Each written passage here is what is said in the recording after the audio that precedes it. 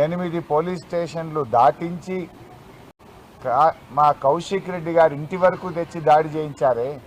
మరి నిన్న ఏమైంది మీ లా అండ్ ఆర్డర్ని అడుగుతా ఉన్నా. నేను ఆపొచ్చు కదా. గాంధీ గారిని నిన్న ఆపుంటే ఈ హైదరాబాద్ బ్రాండ్ ఇమేజ్ ఇంత దెబ్బతినేదా? కూకట్పల్లి నుంచి 2 గంటలు ప్రయాణం చేసి 8 పోలీస్ స్టేషన్లు దాటి కౌశిక్ రెడ్డి గారు ఉండే గేటెడ్ కమ్యూనిటీ వరకు కూడా తీసుకొచ్చి ఇంటి లోపలికి పంపించి దాడి చేయించారు కదా. మరి నిన్న ఏమైంది డీజీపీ గారు? మీరెందుకు నిన్న యాక్ట్ చేయలేదు డీజీపీ గారు అని నేను అడుగుతా ఉన్నా. నిన్న నిజంగా నువ్వు యాక్ట్ చేసి ఉంటే ఈ పరిస్థితులు వచ్చేదా రాష్ట్రంలో? దీనికి కారణం రాష్ట్ర ముఖ్యమంత్రిది, ఇది డీజీపీ గారిది కాదా అని నేను అడుగుతా ఉన్నా. చేయాల్సిందంతా చేసి ఇప్పుడేందో సన్నాయి నొక్కులు నొక్కుతుండ్రు. ముఖ్యమంత్రి దిక్కు, డీజీపీ దిక్కు. ఇంకేందో రివ్యూ చేస్తారట ఇవాళ మధ్యాహ్నం. ఏం రివ్యూ చేస్తావు?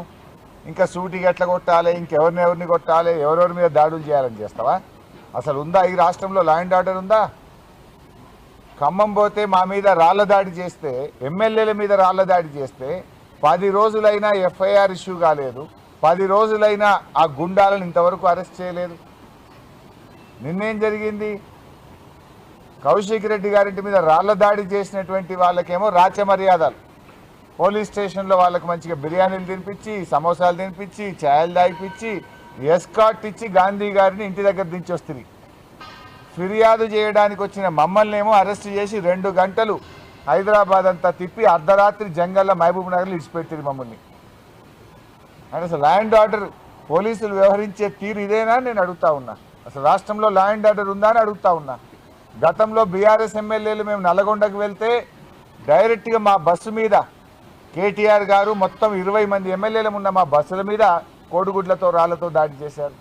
ఖమ్మం పోతే ఎమ్మెల్యేల మీద, బీఆర్ఎస్ ఎమ్మెల్యేల మీద దాడి చేశారు. సిద్దిపేటలో నా క్యాంపు కార్యాలయం మీద దాడి చేశారు. కౌశిక్ రెడ్డి ఎమ్మెల్యే గారింటి మీద దాడి చేశారు. ఏ ఒక్క విషయంలోనైనా పోలీసు యాక్ట్ చేసిందా? ఎక్కడైనా అరెస్టు జరిగినాయా? అంటే ఇవాళ ఏమైపోయిందంటే మీరే ఈ రకంగా రెచ్చగొడతా ఉన్నారు. ఇవాళ ముఖ్యమంత్రి గారు ఆయనే దీనికి మూల కారణం. ఎందుకంటే ముఖ్యమంత్రి గారు ఆయన నోరు అదుపులో పెట్టుకోవాలి.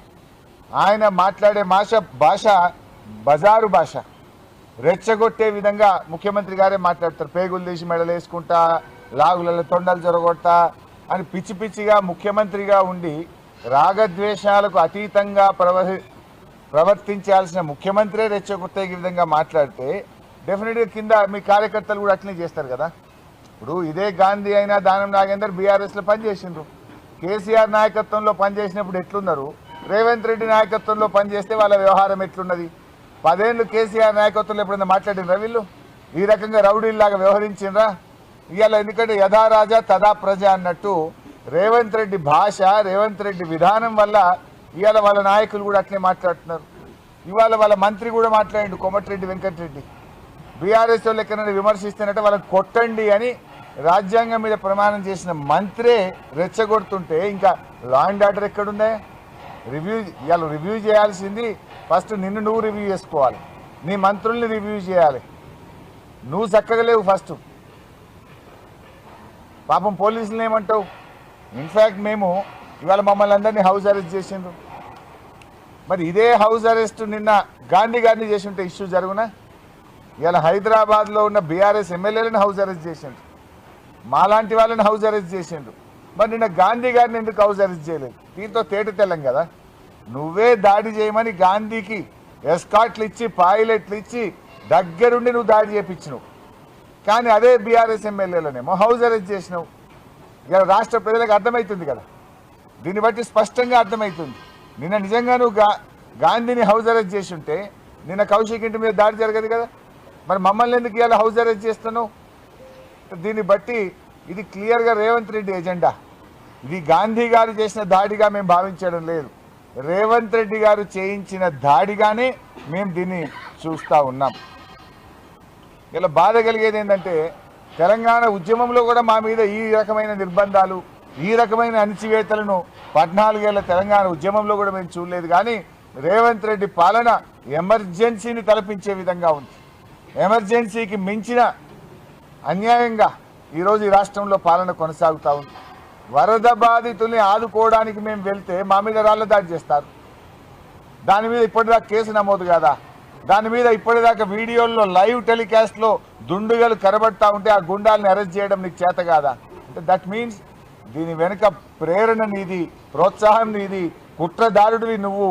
నీ యొక్క ఆలోచనకు అనుగుణంగానే ఇవన్నీ కూడా జరుగుతూ ఉన్నాయి అనేది ఇవాళ రాష్ట్ర ప్రజలకు చాలా స్పష్టంగా కూడా తెలుస్తూ ఉంది.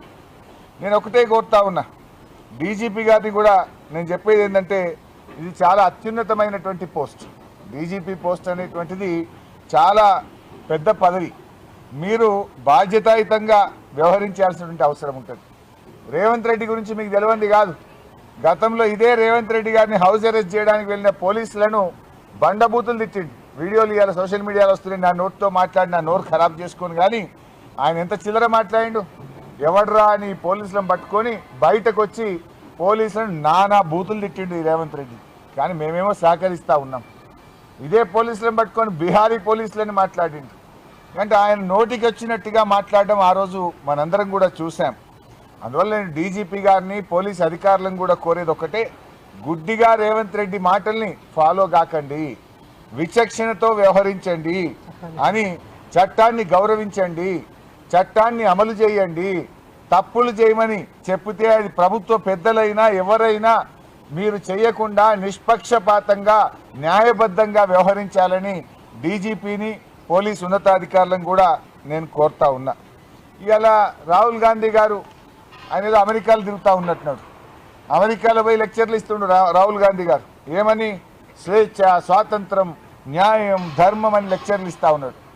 అయ్యా రాహుల్ గాంధీ గారు, నువ్వు అమెరికాలో లెక్చర్లు తర్వాత ఇద్దు, కానీ నీ కాంగ్రెస్ పాలనలో ఉన్న తెలంగాణ రాష్ట్రంలో జరుగుతున్న అణిచివేతలను, ఆంక్షలను, రాజ్యాంగ ఉల్లంఘనల గురించి మాట్లాడాలని చెప్పి నేను రాహుల్ గాంధీ గారిని డిమాండ్ చేస్తూ ఉన్నా. ఎందుకంటే ఈరోజు ఎమ్మెల్యేల పార్టీ ఫిరాయింపు కానీ, ఆ పార్టీ ఫిరాయింపు మీద హైకోర్టు ఇచ్చిన తీర్పు కానీ, పిఏసీ చైర్మన్ నియామకం కానీ, ఇవన్నీ కూడా రాజ్యాంగ ఉల్లంఘనలు. ఈ రాజ్యాంగ ఉల్లంఘనల నుంచి దృష్టి మరల్చడం కోసం రేవంత్ రెడ్డి గారు దీన్ని ఒక లా అండ్ ఆర్డర్ సమస్యగా, ఇదేదో కౌశిక్ రెడ్డి, గాంధీల మధ్య, వ్యక్తుల మధ్య కొట్లాటగా దీన్ని చిత్రీకరించడానికి ఆయన కుట్రబంతా ఉన్నాడు. ఇవాళ ఏమైంది? ప్రభుత్వం, ముఖ్యంగా రేవంత్ రెడ్డి గారు నగ్నంగా బయటపడ్డారు. పార్టీ ఫిరాయింపుల మీద హైకోర్టు మొటికాయలు వేసింది. మీరు చేస్తారా, మళ్ళీ సూమోటో కేసు టేకప్ చేయమంటారా అని హైకోర్టు డైరెక్ట్గా అడిగింది. దాని నుంచి దృష్టి మరల్చడానికి కౌశిక్ రెడ్డి గారి మీద అటాక్ చేయించి, ఇది రాజ్యాంగ ఉల్లంఘన కాదు, ఇదేదో లా అండ్ ఆర్డర్ సమస్యగా తీర్చిదిద్దే విధంగా రేవంత్ రెడ్డి గారు కుట్ర చేస్తూ ఉన్నారు. అంటే బేసిక్గా కూడా రేవంత్ రెడ్డి గారిది ఏంటంటే అన్నీ కూడా డైవర్షన్ టాక్టిక్స్. ఆయన ఎప్పుడు కూడా ఒక సమస్య నుంచి తప్పించుకోవడానికి ఒక కొత్త సమస్యను సృష్టించే ప్రయత్నం, ప్రజల దృష్టి మరల్చే ప్రయత్నం, ఇవన్నీ కూడా రేవంత్ రెడ్డి గారు మొదటి నుంచి కూడా చేస్తూ ఉంటారు. ఇవాళ 6 గ్యారంటీల అమలు గురించి మేము మాట్లాడుతూ ఉంటే, దాని గురించి ఎప్పుడైనా మేము గ్యారంటీల గురించి పోరాటం చేస్తే దాన్ని మర్పించడానికి ఒక డ్రామా చేస్తుంటాడు. రుణమాఫీ గురించి బీఆర్ఎస్ పార్టీ పోరాడితే హైడ్రా అనే ఒక డ్రామాను ముంగట పెట్టిండు. ఖమ్మం వెళ్లి వరద బాధితులకు సాయం చేయడంలో కాంగ్రెస్ ప్రభుత్వ ఫెయిల్యూర్ను మేము ఎండగట్టే ప్రయత్నం చేస్తే అక్కడ రాళ్ల దాడితో ఓ డ్రామాను క్రియేట్ చేసే ప్రయత్నం చేసిండు. హైకోర్టు ఎమ్మెల్యేల డిస్క్వాలిఫికేషన్ మీద మొట్టికాయలు వేస్తే పిఏసీ చైర్మన్ను అపాయింట్ చేసి డైవర్షన్ డ్రామాను తెరలేపిండు. రైతు బంధు ఎందుకు ఇస్తలేవు, ఇంకెప్పుడు ఇస్తావు రైతు భరోసా అంటే కాళేశ్వరం లీక్ అయిందని దానికి ఒక డ్రామాలు పెడతా ఉంటాడు. అయ్యా రేవంత్ రెడ్డి గారు, నువ్వు ఎన్ని డ్రామాలు ఆడినా తెలంగాణ ప్రజలు తప్పకుండా సమయం వచ్చినప్పుడు నీ ప్రభుత్వానికి సమాధి కడతారు. డ్రామాలు కట్టిపెట్టు, ప్రజలకు ఇచ్చిన హామీలు అమలు చేయమని చెప్పి ఈరోజు మేము డిమాండ్ చేస్తూ ఉన్నాం. నువ్వు